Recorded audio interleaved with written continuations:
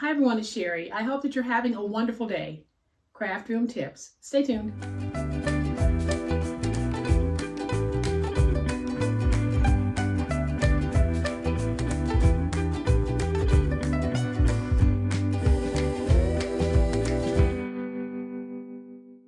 Welcome to my channel. I am so glad that you decided to stop by.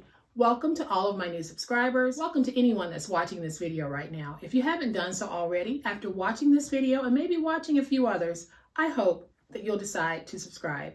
Today is going to be very quick. Like you, I'm always looking for ways to better organize my space and to make it more efficient when I'm crafting and when I'm prepping for videos. So today I'm going to share 2 awesome tips that are working well for me, and they might just work well for you. Or you might take these tips and tweak them to make them work even better for you. So y'all know what time it is. It's time to get started.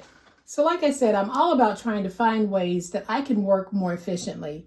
And the one thing I hate is to really be in the middle of a project and need to refill my glue bottle. So what I did was I created this little way of storing my glue bottles in this holster.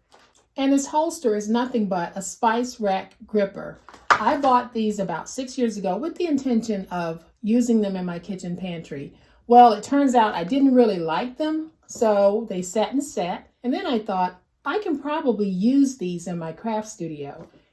And then I brought them over, and sure enough, they fit my 2-ounce glue bottles perfectly. So on the back is some 3M sticky. I mounted it to my desk, let it sit overnight so that the grip would be nice and strong.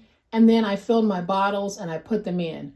I probably use more reptile glue than anyone on this planet. So when I'm crafting and I'm really in crafting mode, I don't want to slow down to have to refill. So now all I need to do is grab a bottle and keep going. And then at the end of my crafting, I'll refill the empty bottle and put it in its place. So this is a perfect system for me. So like I said, I'm sure that you guys can probably think of 1,000 ways to use these gripper clips. And if you do, leave a comment, because your comment will certainly help others as they're trying to figure out ways to use this. And I'll share something else with you. I have a box of washi tape in my office that I'm about to put away. I was just looking at this tube. Now I have a whole bunch of these tubes that I got from Tuesday Morning. Look at that. They fit. So all types of goodies can be stored in here, mounted to the wall, and they're at the ready whenever you need them. So like I said, I know that you guys have 1,000 ways that you can think of to use these. Leave those comments, because you'll definitely be helping out your friends. And my second little storage tip is, you guys know that I use a metal ruler a lot. I use it when I'm tearing sheet paper. I use it when I am cutting through my chipboard or I need to measure on the chipboard. So I was looking for a way to store this metal ruler so that it would always be convenient when I need it.